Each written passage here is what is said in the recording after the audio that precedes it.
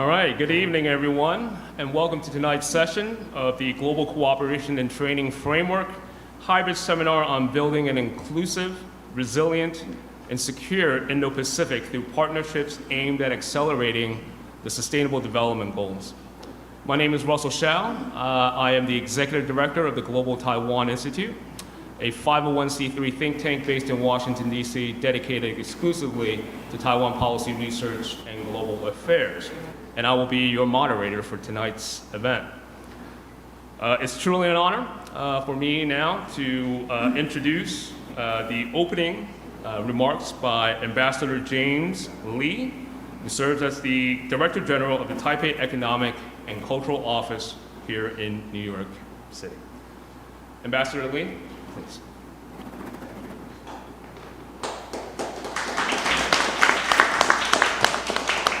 Thank you, Russell. Minister Victor, Secretary General Lee, Deputy Representative Schreier, Director Chandler, distinguished guests, ladies and gentlemen, good evening and good morning. As world leader gathered in New York this week and explore a solution to advance global peace, security, and sustainable development, it's my great pleasure to welcome all of you to join our GCTF seminar today, which highlights the joint efforts of the US, Japan, Australia, and Taiwan's in building an inclusive, resilient, and secure Indo-Pacific. The 78 sessions of the UN General Assembly marks a crucial milestone in the journey toward achieving the 2030 agenda and the urgent need to put the 17 SDG back on track. Given that the Indo-Pacific is now the world's fastest growing area, its sustainability is fundamental to the development of global economy and security. Therefore, Indo-Pacific countries are essential in accelerating the progress of SDG. This seminar provides us with a great opportunity to showcase our partnership aimed at accelerating the SDG in this region and beyond. Through the GCTF platform, Taiwan works in collaboration with like-minded partners to share knowledge and expertise, jointly contribute to the SDG and address global challenges.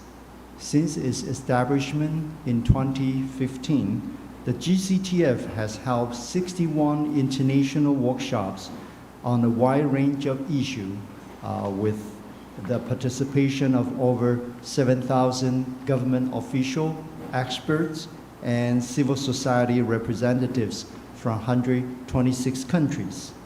And we have co-organized the GCTF seminar here in New York with our like-minded partners for the fourth consecutive years in conjunction with the UNGA High-Level Week. As a responsible member of the international community, Taiwan continues to firmly uphold the principles of professionalism, pragmatism, and making contribution to demonstrate to the international community that it's a constructive partner in the global effort to attain the SDGs. We are encouraged to see growing international support for Taiwan's meaningful participation in the UN system, and we remain committed to working closely with our allies and like-minded partners to promote inclusive multilateralism. I'm looking forward to today's presentation and discussion, and I have no doubt the insights of our participants will be of great value and inspiring for us all. Thank you.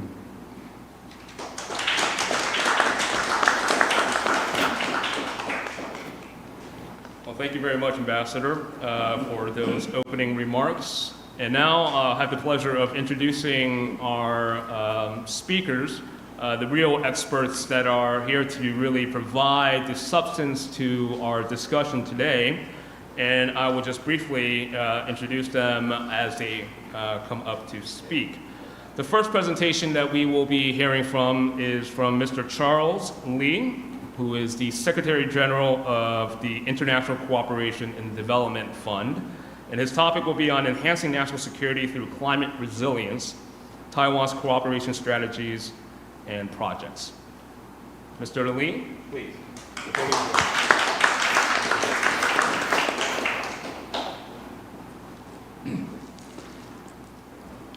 Russell,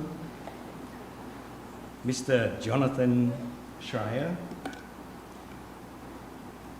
Ms. Jane Chandler, Honorable Minister Stephen Victor, one of our good friends. Distinguished guests, ladies and gentlemen, good evening and good morning.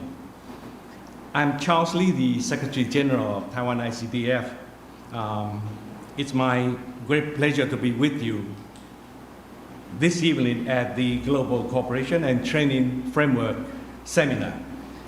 In line with the conference's theme of building an inclusive, resilient, and secure Indo-Pacific through SDGs partnerships, I will share with you how the Taiwan ICDF strategically leverages climate resilience to advance national security and at the same time contribute to the Sustainable Development Goals with our continued commitment to nurturing strong relationships with partner countries. Here is the outline of my presentation today. Before delving into today's content, please allow me to provide you with an overview of the Taiwan ICDF. The Taiwan ICDF is Taiwan's sole official aid agency. We play a key role in Taiwan's overseas development aid. With our headquarters in Taipei, we currently have 74 ongoing projects in 33 countries, with 21 technical missions and around 250 professionals stationed in the field. We are dedicated to boosting socio-economic development, enhancing human resources, and promoting economic relations with partner countries through human capital development, financial services, and technology transfer. Given Taiwan's own journey from a developing nation to one of the world's economic powerhouse, our ODA strategy draws on Taiwan's comparative advantages as we respond to partner countries' needs and international development goals. Our approach integrates public and private sector resources and strengthens cooperative relationships through bilateral and multilateral mechanisms. Since 2015, we have aligned our strategic plan with the UN SDGs. Our approach and priorities are driven by key challenges that our partner countries face. For example, our strategic priority of agriculture addresses the challenge of food security. Our priority of public health addresses the challenges of maternal health and NCDs. Our priority of good governance addresses through ICT-based public services, of environment through climate resilience, of education through higher education, vocational training and capacity building, and of SME development through entrepreneurship, economic development, and global partnership. Of all these challenges, climate change, as we know, is probably the most complex because it creates issues in the environment, social, and economic spheres. Its effects blanket the globe, impacting all living creatures and environment. So let us focus on the challenges and impact of climate change. The Indo-Pacific is not only the most populous region on the planet, but also the most susceptible to the repercussions of climate change. By 2050, numerous areas throughout Asia are projected to experience rising average temperatures, heat waves, intense precipitation, and drought. According to the Asia and the Pacific SDG Progress Report 2022, progress among the 17 SDGs in the region has shown significant regression, especially in SDG 13, which focuses on climate action. Therefore, governments, institutions, and individuals are rising to respond to these climate risks. They are implementing new policies, reforming healthcare systems, and devising innovative solutions to counter the adverse impacts of climate change. However, there is still much work to be done. We have numerous countries located in the Pacific region with decades of experience working in the Pacific. We've seen firsthand the serious impact climate change has on livelihoods and sustainable development in these island nations. Rising sea levels, extreme weather, water shortages, and coastal erosion all impact food security and sustainable income in the Pacific Islands. It goes without saying that this causes serious health issues for Pacific Islanders and the livelihood of Pacific indigenous people. More specifically, not only does climate change affect the way and quality of life for these people, it actually weakens seed, infrastructure, and resilience capability, increasing their public debt, and more importantly, putting their futures into question. At the personal level, climate change affects lives and livelihoods. It impacts financial security and health status, as well as access to water, food, and energy resources.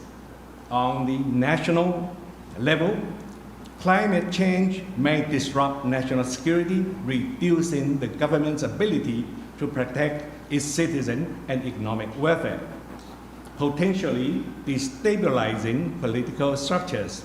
On the global level, extreme weather patterns linked to climate change impact global security concerns, threatened by displacement of people and nations struggling with scarce resources. In order to reduce these effects, we must continue working toward the objectives outlined in SDG 13.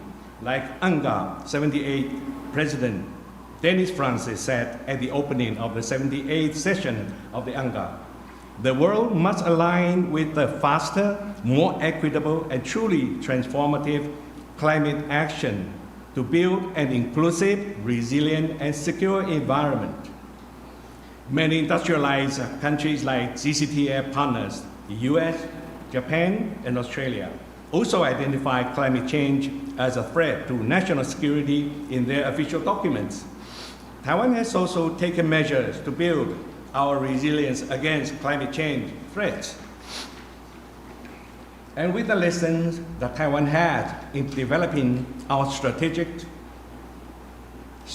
and approaches, we also share our know-how and transfer our technology in the Taiwan ICDF cooperation strategies with our partner countries through projects related to this issue.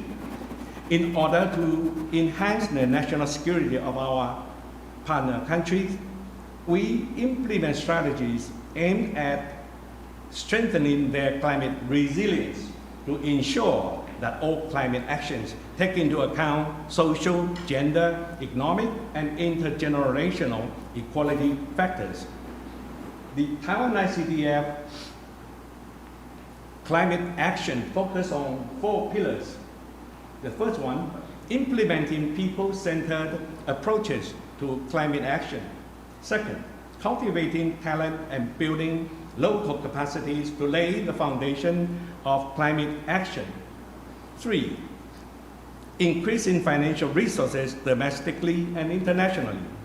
4, enhancing the impact of our project through partnership and cooperation. To address climate change in the Pacific, we strongly believe that tapping into the full potential of and adapting indigenous or local knowledge together with modern technology.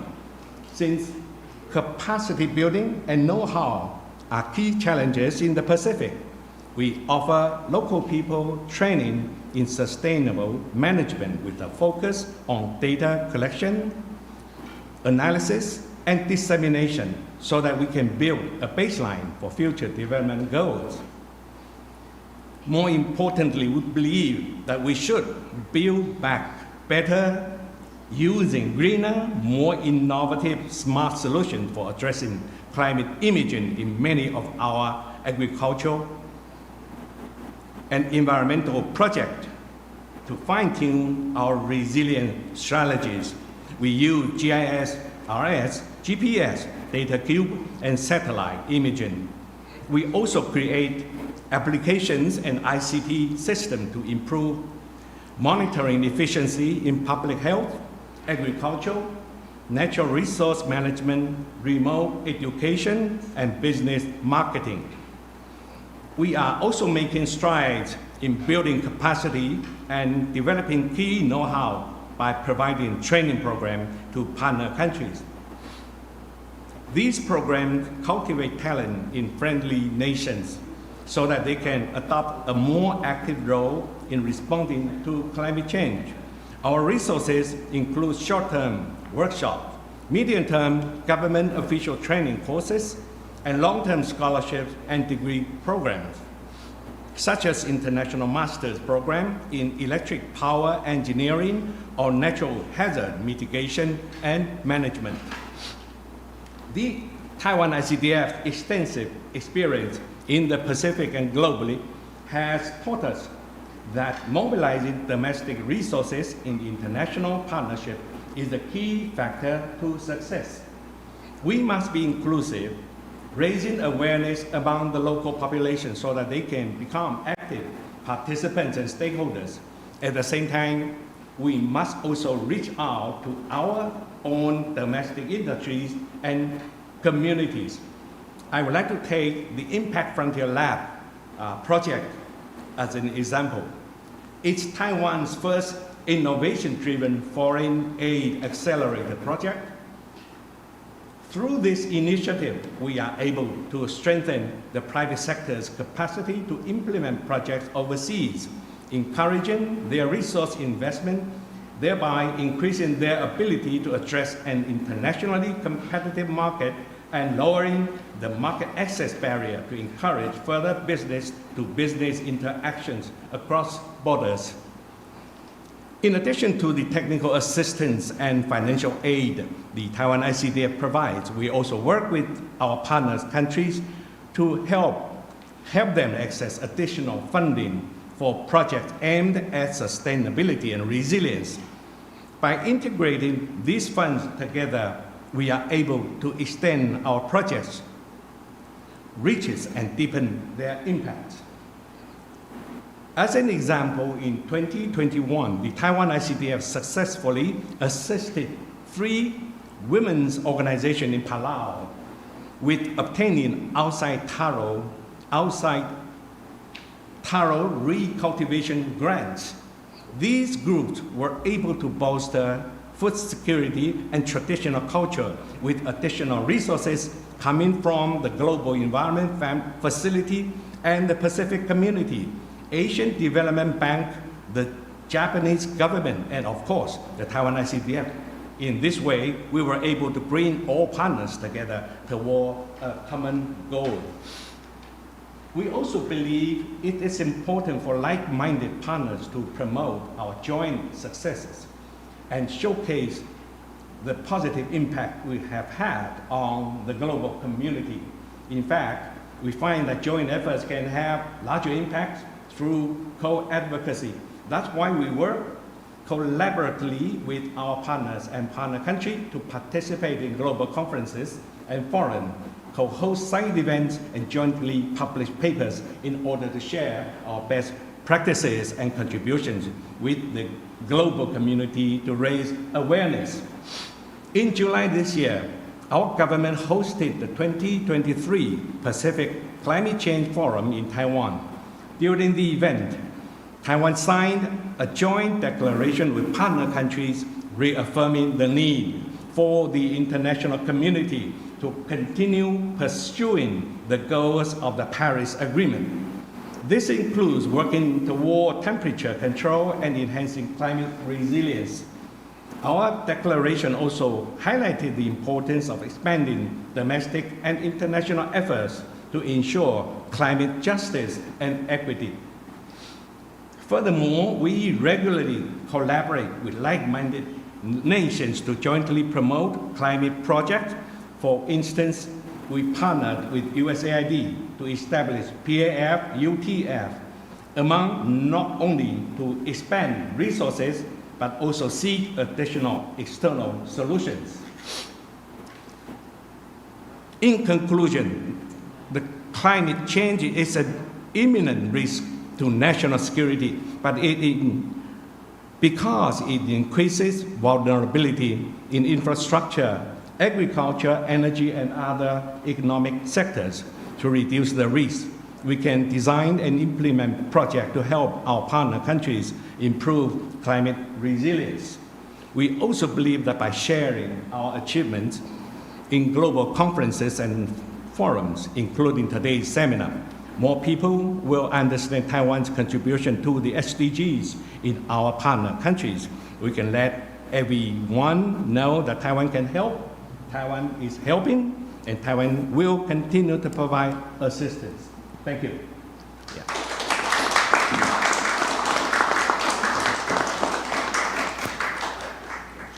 Well, thank you very much, Charles, for that really excellent overview about how Taiwan is contributing across the board to the 17 goals listed in the SDGs, and in particular what your institution, ICDF, is contributing to the goals of enhancing national security on addressing climate resilience.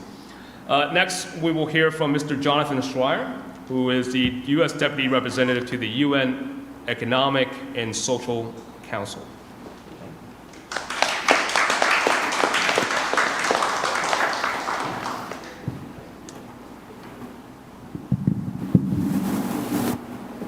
Dajiahao. On behalf of the U.S. mission to the United Nations, I want to thank the Taipei Economic and Cultural Office for hosting this event under the Global Cooperation and Training Framework. I also want to thank my fellow speakers and panelists, especially Secretary General Lee, for traveling all this way to New York, as well as our GCTF partners, Australia, who also traveled a long way to New York, and Japan, who is joining us remotely, as well as our new friend from Palau, and all of you for attending.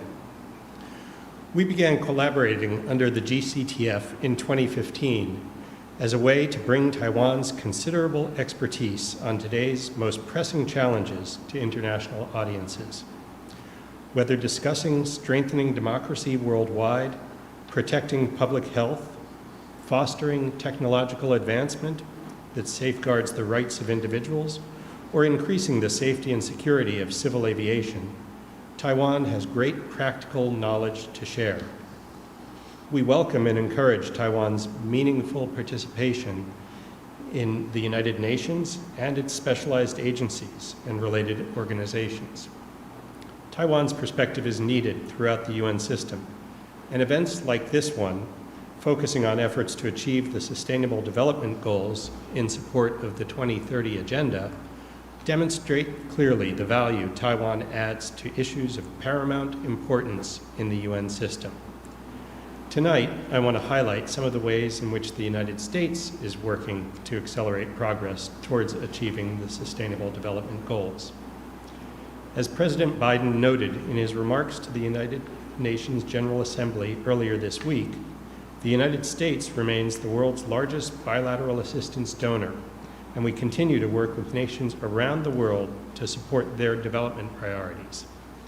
We invested over $34 billion annually in official development assistance on average between 2016 to 2020, and we ramped that up to a 2-year total of more than $100 billion for 2021 and 2022 combined. We increased our foreign assistance to address emergent global challenges, including in response to the COVID-19 pandemic and the impact of Russia's war of aggression in Ukraine on global energy and food supply chains. We are providing assistance to Ukraine's infrastructure and economy and helping partner countries address climate-related emergencies. In our efforts to accelerate progress toward achieving the Sustainable Development Goals, we are also committed to mobilizing considerable private finance, because public funding alone is not enough to achieve the SDGs and full implementation of the Addis Ababa Action Agenda. That's the spirit behind the G7's Global Partnership for Infrastructure and Investment, which commits to mobilizing $600 billion in infrastructure financing by 2027. The United States is responsible for mobilizing $200 billion of the total, and we've already mobilized more than $30 billion so far.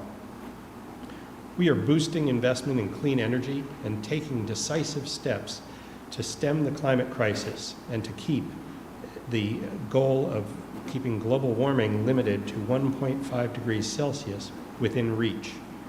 The U.S. administration is working with our Congress to provide more than $11 billion annually in U.S. climate finance to developing countries by 2024, including $3 billion in adaptation finance as part of the President's Emergency Plan for Adaptation and Resilience, known as PREPARE. And we are also working with other countries to meet the goal of mobilizing $100 billion. This includes a commitment to help more than 500 million people in developing countries adapt to and manage the effects of climate change by 2030. On global food security, we disbursed $12.5 billion in humanitarian and development food aid in 2022, and we are the largest bilateral donor to the World Food Program. Through the Feed the Future initiative, we are scaling up innovative ways to get drought and heat-resilient seeds into the hands of farmers who need them, and strengthen fertilizer supply chains and improve fertilizer use efficiency so that farmers can grow more while using less. These efforts are increasing global food security and reducing hunger in measurable ways. To take one example, Nepal achieved an estimated 71% reduction in poverty and a 39% reduction in stunting prevalence in areas where Feed the Future has worked between 2011 and 2019. The United States also continues to lead on global health. When faced with a global pandemic, the United States responded by donating, in partnership with COVAX and others, more than 688 million doses of safe, effective COVID-19 vaccines to 117 countries and economies around the world. Through the Global Health Worker Initiative, we are working to train 500,000 health workers over the next 5 years in Latin America and invest $4 billion by 2025 to help our African partners close the gap in health workers, including clinicians, community health and care workers, and public health professionals. The United States is a founding donor of the Pandemic Fund, a 1-year-old financial intermediary fund to address country, regional, and global pandemic prevention, preparedness, and response capacities. These and other efforts will help build resilient health systems around the world. I also wanted to say a few words about digital and emerging technologies, given their growing importance and potential for accelerating economic gains and improving the quality of life for all people.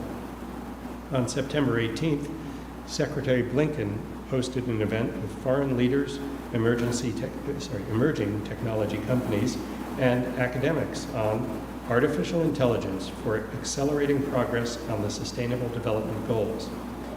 The Secretary was joined by representatives from India, Japan, Kenya, Morocco, Spain, Singapore, and the United Kingdom to discuss national and global strategies to harness the power of AI to solve our greatest challenges. Event participants explored AI's potential to help reach SDGs in areas like climate and clean energy, agriculture, health, education, and transportation.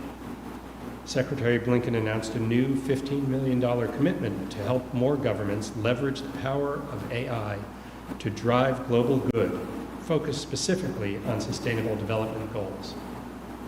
As just one example of how technology can help accelerate progress toward achieving SDGs, emerging digital technologies can improve agricultural efficiency by helping farmers make informed decisions about irrigation, fertilization, and pest control, fostering climate-smart agricultural practices, and thereby resulting in improved crop yields and reduced food waste. Digital agricultural systems, including AI-powered systems, can help track crop health and enable early hazard identification in order to prevent crop losses and improve agricultural productivity, leading to sustainable economic benefits, especially in developing countries. AI has great potential to help us reach our 2030 goals.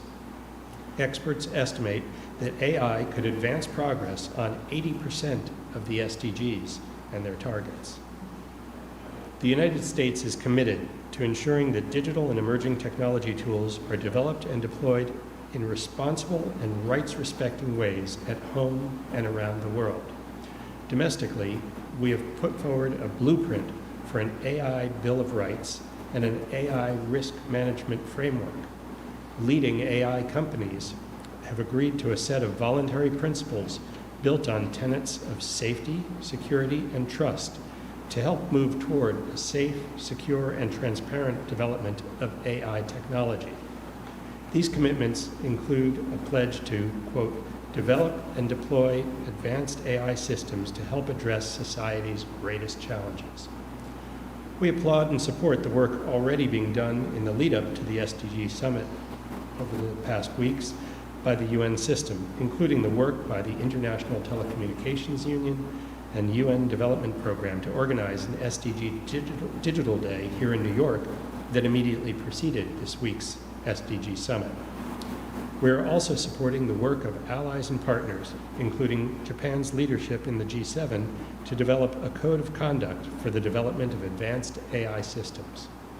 We are working closely with the UK on its first ever AI Safety Summit, where we will address safety and security issues with technical rigor.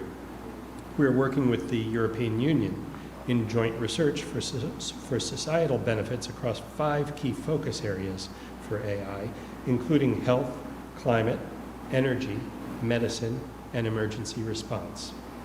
These kinds of initiatives focused on connecting the connected, bridging digital divides, and better enabling all people around the world to share ideas and opinions, build businesses, improve healthcare, and enhance education are at the heart of an effective multilateral system and crucial to our mutual goal of achieving the 2030 Agenda.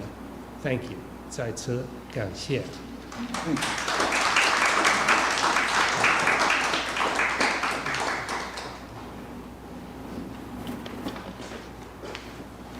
Well, thank you very much, Deputy Representative Schreier. I think your remarks really helped to underscore the critical importance of U.S. leadership in addressing the Sustainable Development Goals, but those efforts alone are not going to be enough, and I think forums like today's session of the Global Cooperation and Training Framework really underscores the importance of an inclusive approach that can address the collective challenges that the world faces. And so it's my pleasure now to introduce our next speaker, who will be joining us remotely today.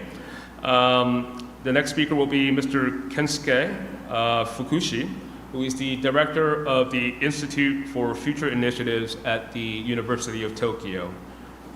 Please play his remarks.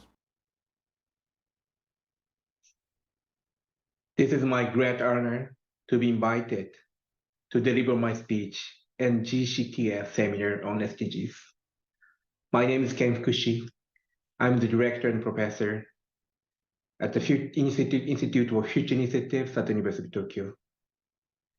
And today's my presentation title is the SDGs Engine, a tool for partnership.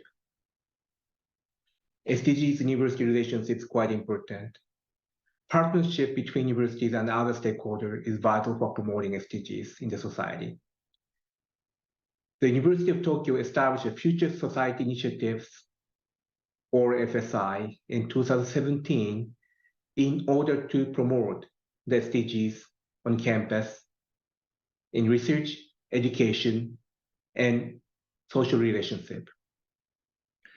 University activity as an SDG are not exactly the same as university activity exists before SDG is established. So we need a so-called translation. So our university developed a tool in order to bridging between university activities and SDGs activities.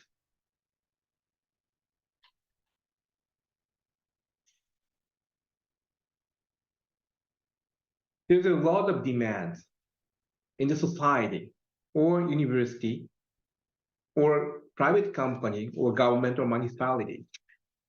Who is the right person to collaborate on SDG 6, water, from certain private industry and working on water, or government who has suffering in their water distribution in the urban area? Which department exhibit highest activity on SDG 11 cities? We have urban engineering department, architecture, civil engineering, all have work on their cities. However, which department is there have highest activities? How to develop the best team to tackle problems from water, food, energy nexus. Water, food, and energy nexus has a multi-goal issue. 1, 2, 6, and 7, maybe more. So it's across the department, across the faculty. What is the best team? Who is the best student researcher on renewable energy, SDG 6 and 13, in the Faculty of Humanities? This is a little bit of the twist. Not really straightforward in engineering, but there are a lot of students and faculty work on their energy issue in their humanities faculty. But important things is who is doing this? Which research group, which laboratory, which student? SDG engine that we develop can answer all questions above.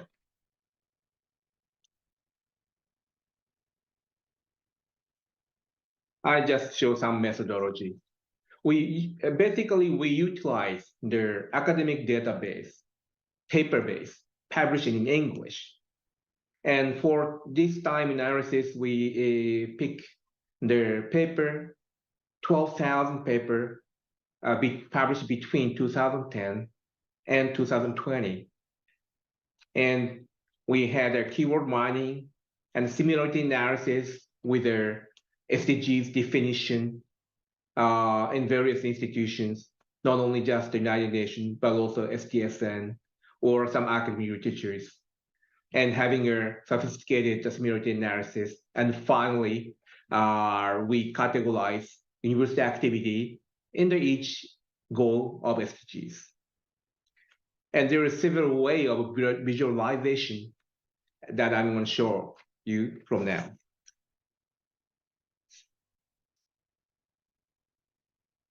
This is one example of the expression.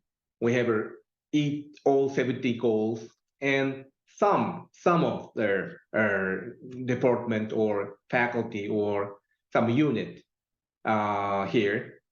Actually, we did all 55 department, faculty, and research institution centers. However, I'm showing there some of them here. One example is a medicine hospital have a quite strong activity, intensive activity on SDG 3 and health. And engineering faculty has a quite intensive activity on water and climate. urban engineering where I belongs, having a certainly having a quite exhibiting or quite strong activity in urban development or cities. However, important findings is their research activities on water is quite strong in urban engineering. And aerospace and aviation engineering having a quite intensive activity on SDG 13 and climate. The reddish one is quite high activity and green one is a low activity. By showing this, we can show the characteristic of each research unit, and some area is very high activity, but some area is not that much active. This is a different way of expression on characterizing each research unit. I'm showing this for Faculty of Economics and Faculty of Public Policy. What is the major activity in here? In economics, is a important thing is equality or decent work or industry. For public policy, peace and justice is a major. Second, gender and partnership is quite important. Although there's a focus of SDG in certain area, however, we find out that most of the faculty has relationship or activities with all 17 goals.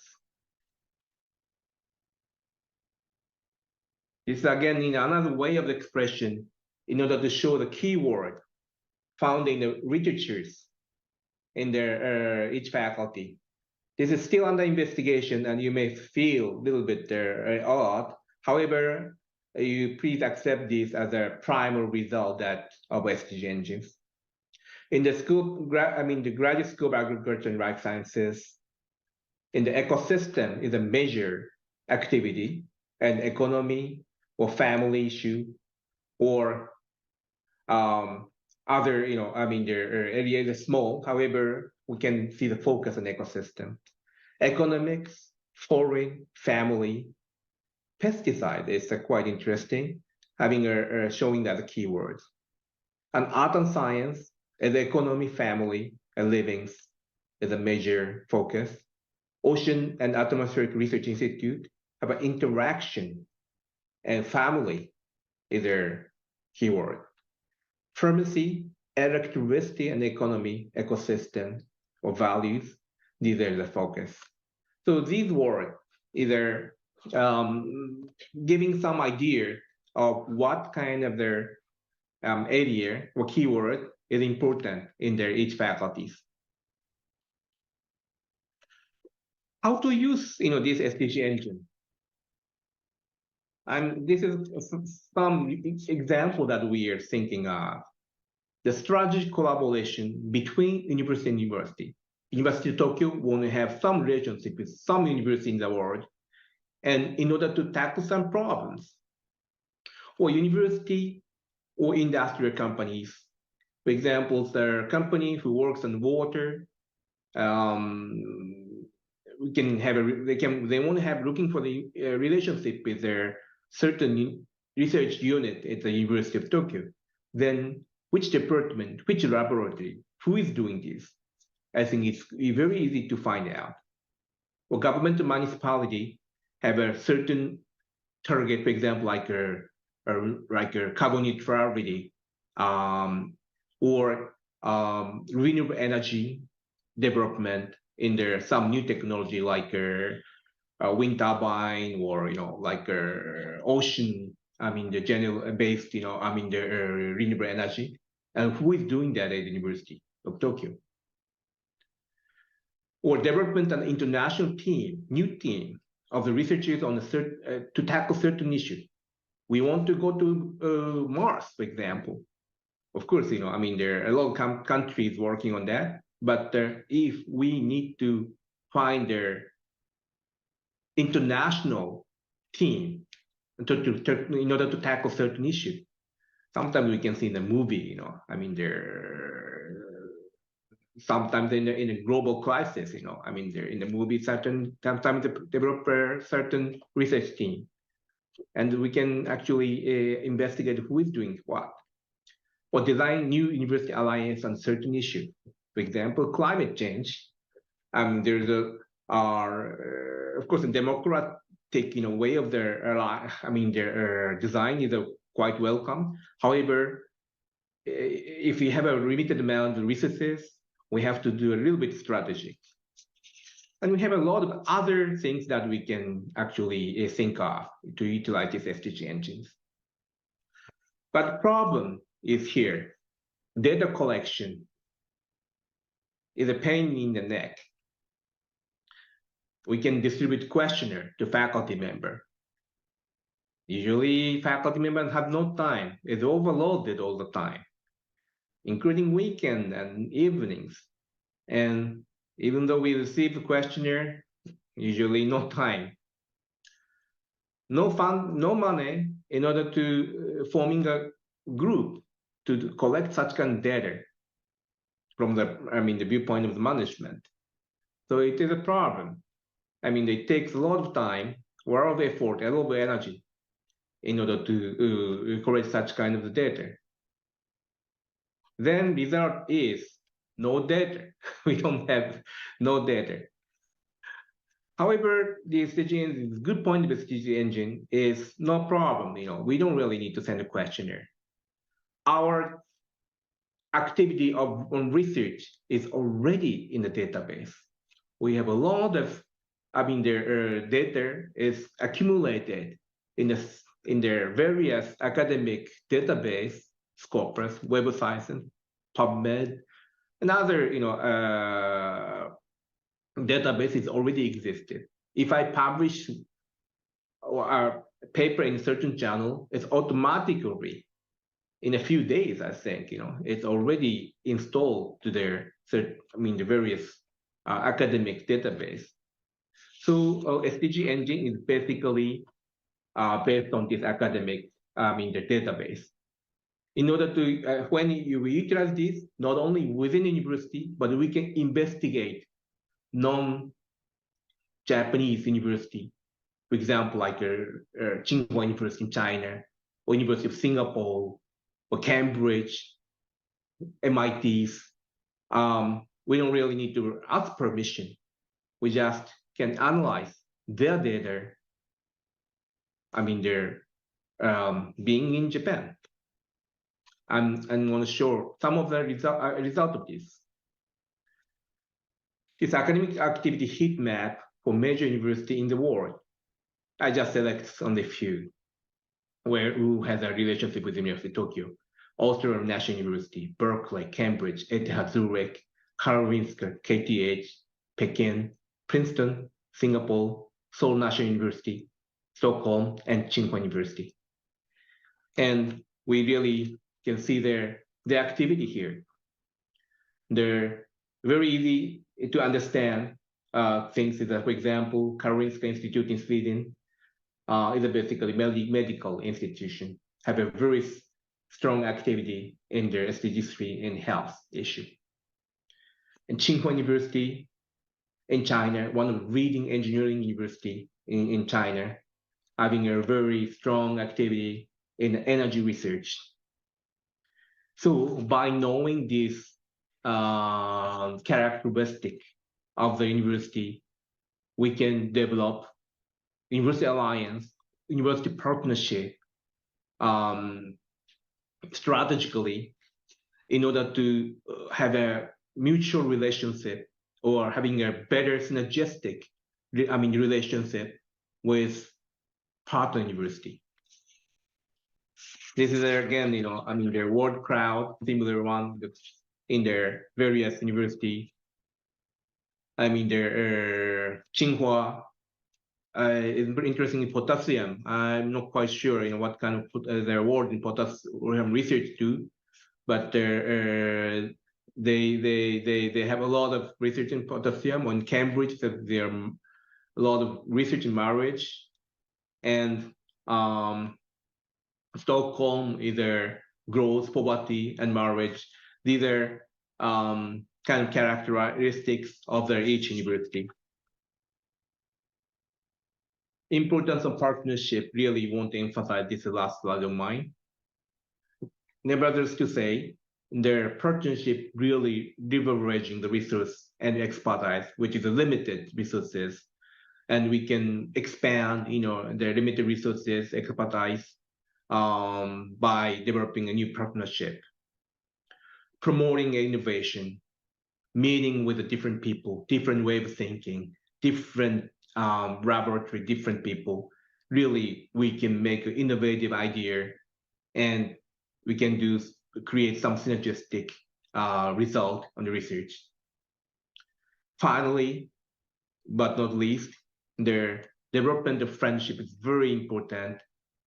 And actually, research is important, of course, but in the course of their having a relationship with other universities or with student or faculty member, certainly we develop a friendship.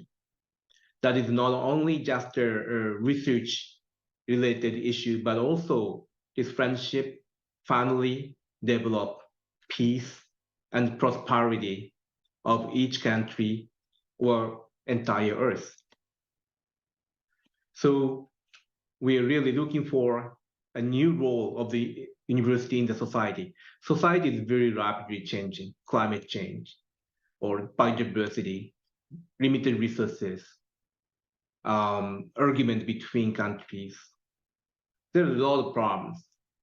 What is the role of university in this changing world? We have to adapt. We have to find a new role of university, not just research and education.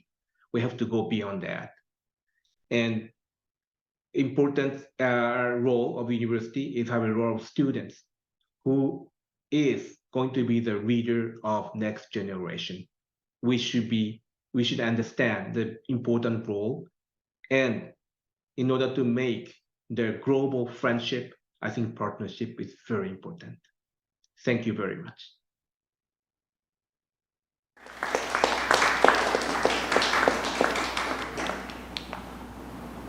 Well, our appreciation to Mr. Fukushi for those remarks. It, I think, really helps to highlight that addressing the Sustainable Development Goals requires not only a whole of government approach, but also a whole of society approach. And we need to think about how to leverage the academic community to open new avenues of cooperation that can help bring us closer to a more inclusive, resilient, and secure Indo-Pacific. So thanks to Mr. Fukushi for those comments. Next, I have the pleasure of introducing our next speaker, Jane Chandler, who is the Director of the UN Governance and Reform Section at the Department of Foreign Affairs and Trade from Australia. Thank you.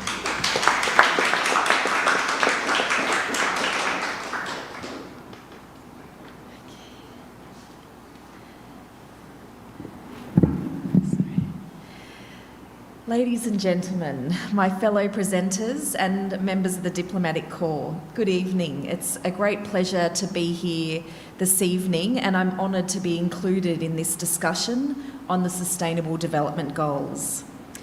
I'd like to take this opportunity to talk about something that is at the heart of both the SDGs and also at the heart of Australia's approach to international development: partnerships for our goals. Goal 17 of the SDGs represents the linchpin of our global collective commitment to achieving the other Sustainable Development Goals. It encapsulates our collective pledge to foster collaboration, cooperation, and partnerships that transcend borders, sectors, and interests. It underscores the understanding that the challenges we face, from poverty to climate action, cannot be tackled in isolation.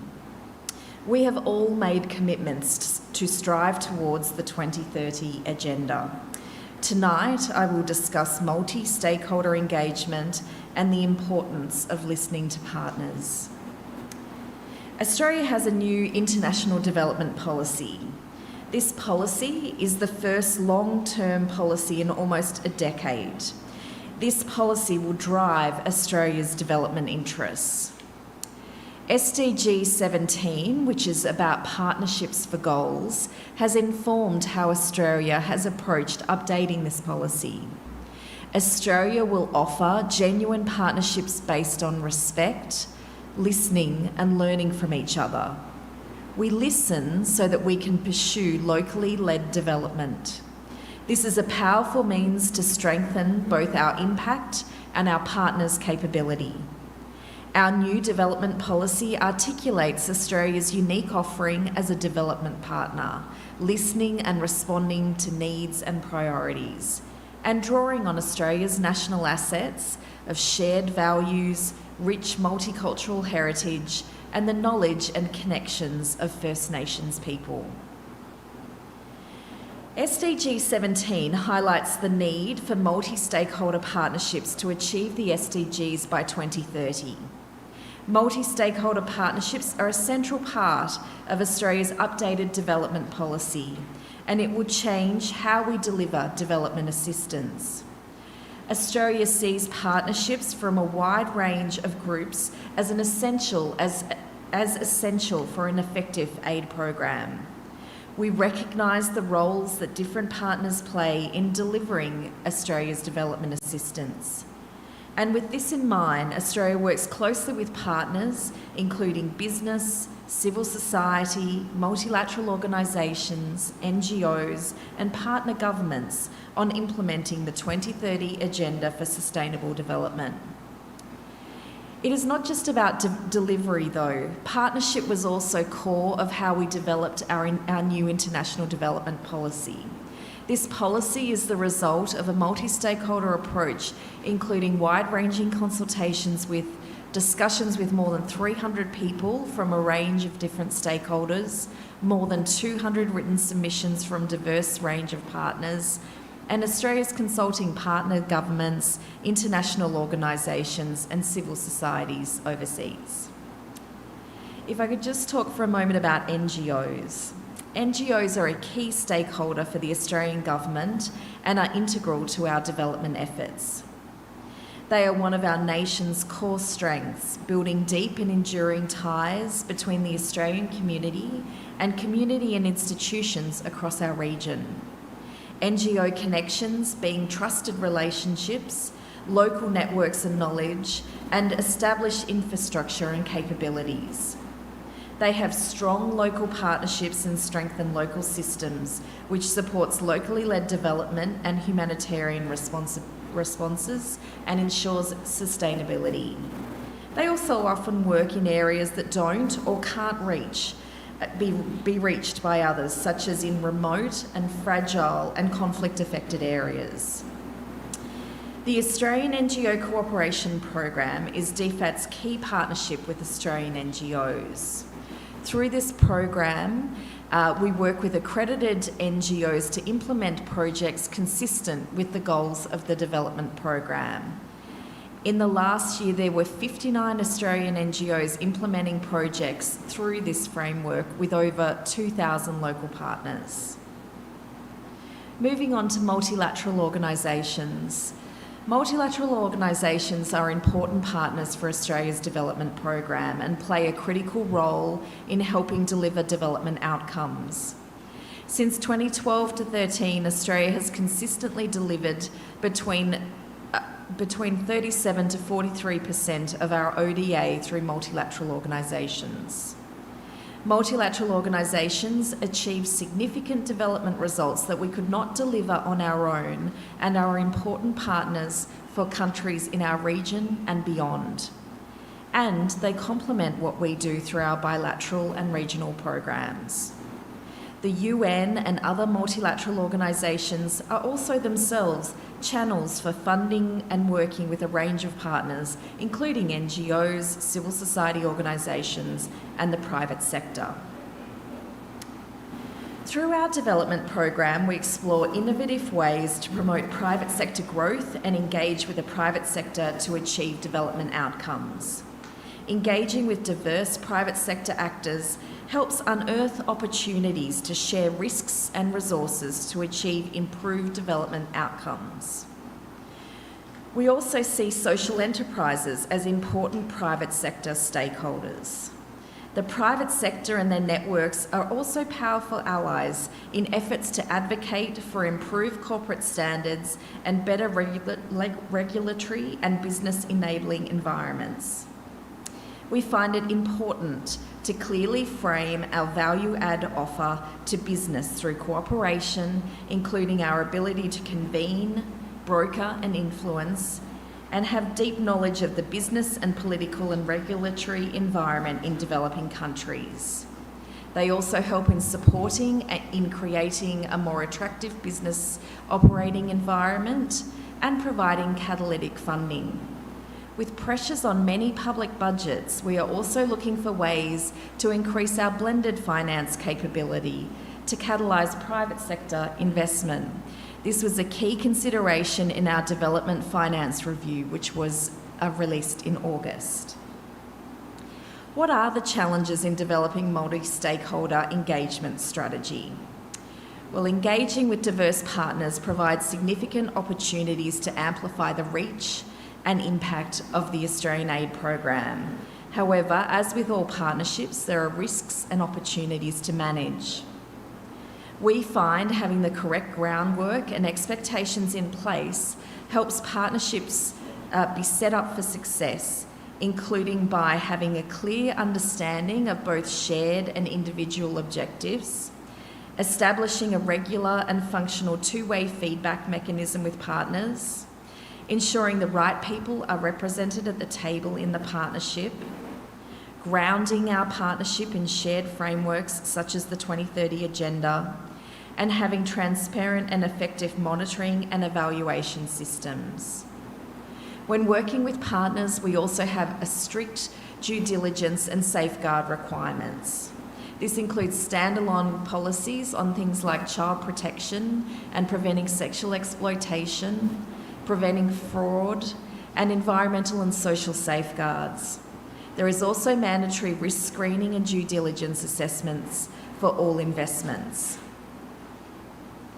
All partnerships with the private sector, financial and non-financial, also need to adhere to key principles, including minimum concessionality, neutrality, and sustainability. Partnerships link all of the Sustainable Development Goals under the 2030 Agenda. To demonstrate the value of the 2030 Agenda for Sustainable Development, Australia and other development partners must demonstrate we are listening and responding to developing countries' concerns. Australia has committed to ramp up a whole-of-government coordination and proactive collaboration with developed and developing countries to accelerate implementation of the 2030 Agenda.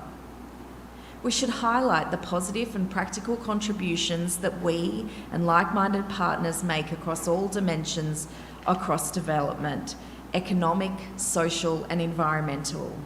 Tangible examples from Australia include providing over 52 million at no-cost doses of COVID-19 vaccines to the Indo-Pacific, which in turn allowed countries to reopen their economies, supporting Pacific countries to build climate-resilient infrastructure to minimise the economic and social cost of natural disasters, and making greater commitments to address climate change within Australia, noting the impact of our own actions beyond Australia, including the disproportionate effect of climate change on disadvantaged people.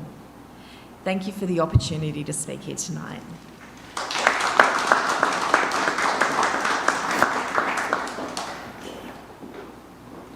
Well, thank you very much, Director Chandlers, for those very insightful remarks. I think it's a very important reminder that the building blocks for attaining the Sustainable Development Goals and for it to be sustainable must require genuinely inclusive discussions and listening to our partners.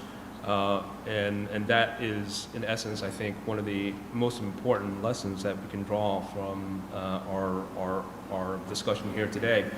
Last but not least, I have the honor to introduce our final speaker, Minister Stephen Victor, from the Ministry of Agriculture, Fisheries, and Environment of Palau.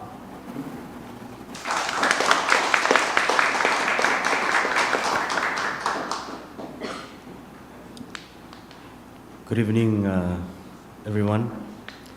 I'm honored to join the distinguished panelists in this dialogue around GCTF. And I want to begin by thanking Taiwan, United States, Japan, and Australia, who have been a very strong and consistent partner to Palau over many years in our efforts to achieve the sustainable development goals.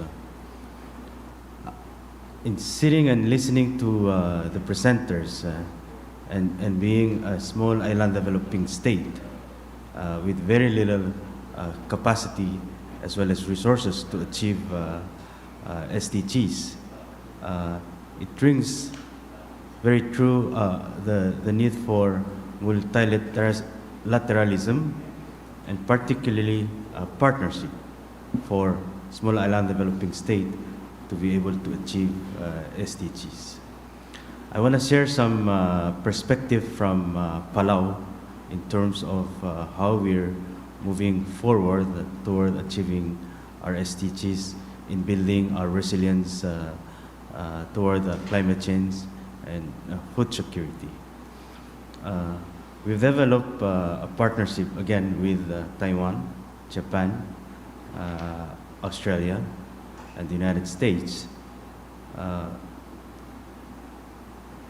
to seek and bring to bear support to be able to implement our Blue Prosperity Plan.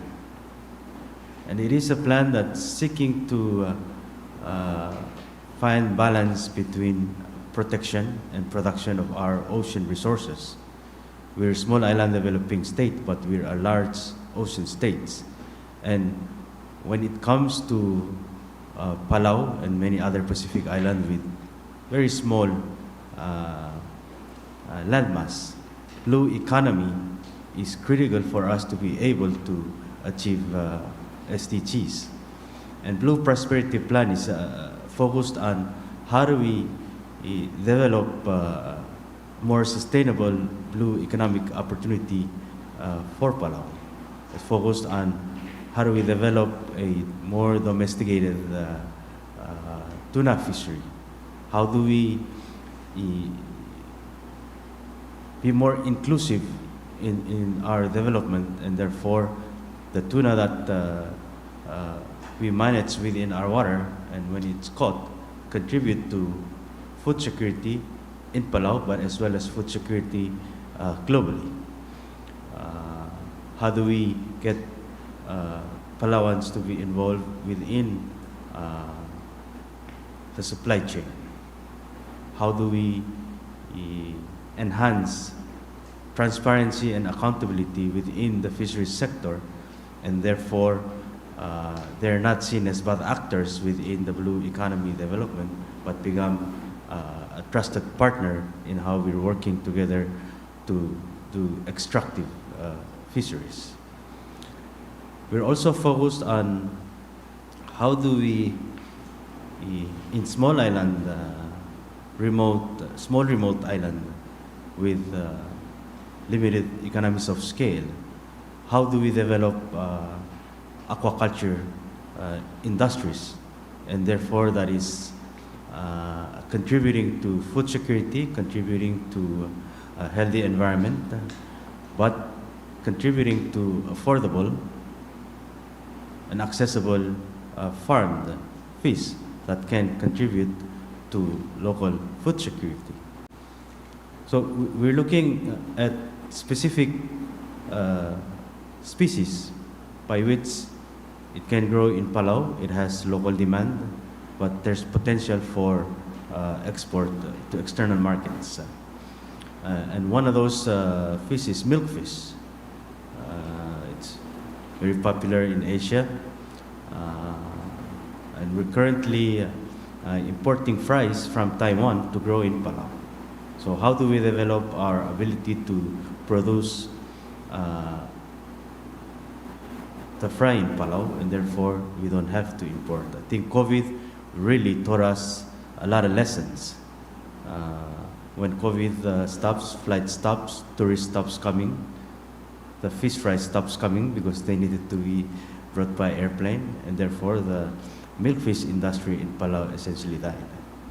And so in working with Taiwan's ICDF, we're exploring building our own capacity as well as hatchery capacity to be able to produce the fries in Palau. So someone might ask, what's the economy of scale for milkfish to be able to be financially viable in Palau? So how can aquaculture work in a remote island like Palau, where there's very limited market? So our approach has been that we've assessed the potential for that export market, and it's not in the farming of the fish to a marketable size and then exporting, but exporting the fry. Within the Philippines, they can only produce up to 60% of the fry demand for milkfish farmers. So we see that as an opportunity to grow milkfish in Palau and then send the fries, export the fries to Philippines and even Taiwan, because during winter season, you can't produce milkfish fry in Taiwan. So these are opportunities for markets by which we're able to farm the fish in Palau, but use the return from exporting of the fry to help sustain the industry. So these are lessons that we've learned from Taiwan's approach for how they've tried to develop aquaculture in remote Pacific islands. Focus on niche species. So these are very valuable partnership, not only that we're providing technical support and financial support, but also sharing of lessons. And I think that is important for achieving SDGs. What works, what doesn't work, and how can we help leverage the lessons that we learn that fails and learn that works and export to other countries. So not only exporting technologies, financial resources, but exporting lessons. So I wanted to share that because that has been an important aspect of how Palau has sort of moved from being seen as just a small island nation to being seen as a leader in ocean space. We're currently working with several Pacific Island countries to develop a coalition of Pacific Island who share the same vision around 100% ocean management with a minimum of 30% protection in achieving the global goal of Dory by 30. And the recognition that ocean is very important in mitigating climate change. So how do we make sure that as Pacific Island who aspire to develop blue economies to support their resilience can progress without putting the ocean in further risk that then put our resilience more into risk. The second piece of that vision is how do we ensure a healthy coastal ecosystems? Because for many of us in the Pacific, we rely on our coastal fisheries for a source of protein. And we know that reefs are very important as protection. They're very susceptible to impact of climate change, such as coral bleaching. And therefore, how do we ensure that we keep and maintain healthy reef ecosystems, and therefore when there's disturbance, they can bounce back. And then the third part of the vision is how do we bring finance to be able to achieve these very audacious goals. And part of that, Chen mentioned the need for private finance to work with public finance in achieving SDGs.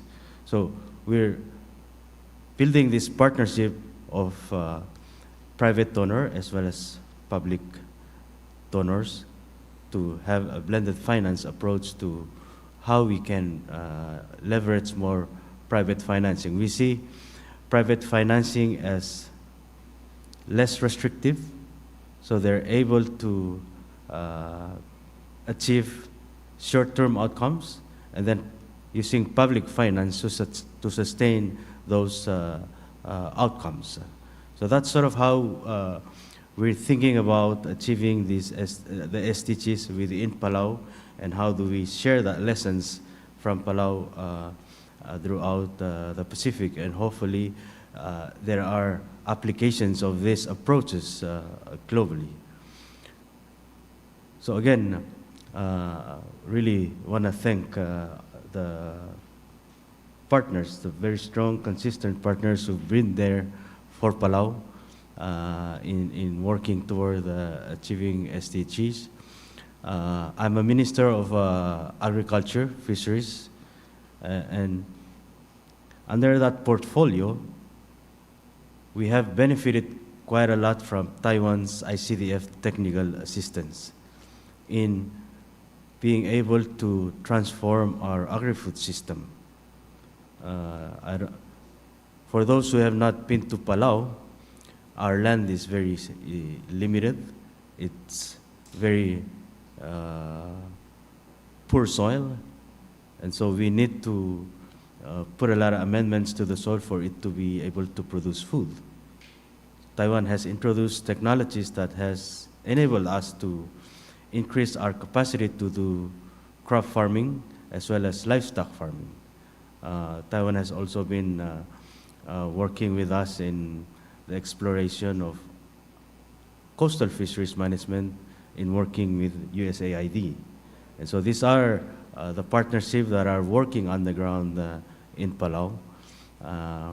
And in working with Sun Yat-sen University out of Taiwan, we're beginning to map deep sea blue carbon around Palau in our effort to understand the blue carbon sinks around Palau, but also to understand how Palau can also contribute to participation in the blue carbon market.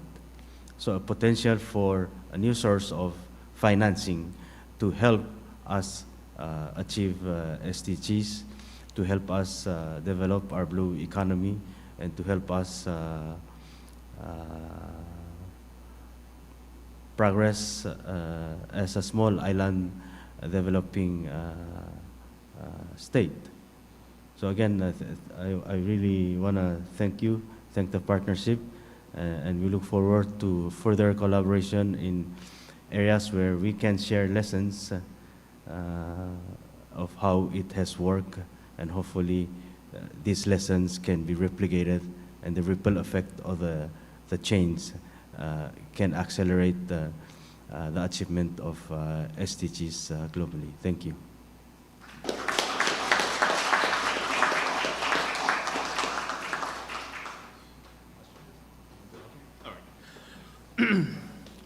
Well, thank you so much, Minister Victor. I cannot emphasize enough how important it was to hear from you and to hear really and remind us that these SDG goals must continue to address the issues of those who are most affected by these issues, and we need to take an integrated approach of not thinking of development partners simply as recipients, but really partners in development as well. And I think those lessons learned that you've drawn from Palau's experience really helps to shine a light on that.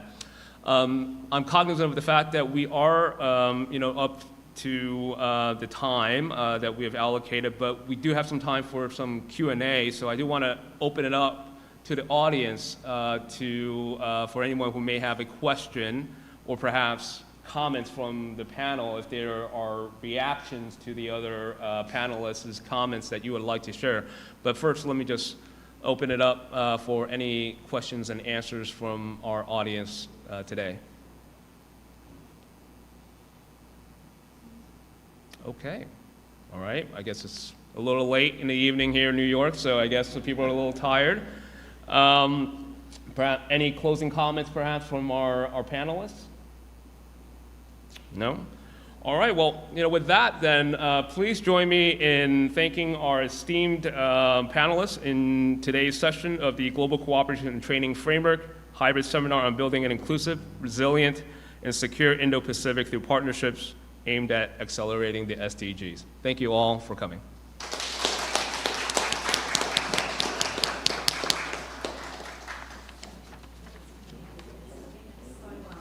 Oh, okay.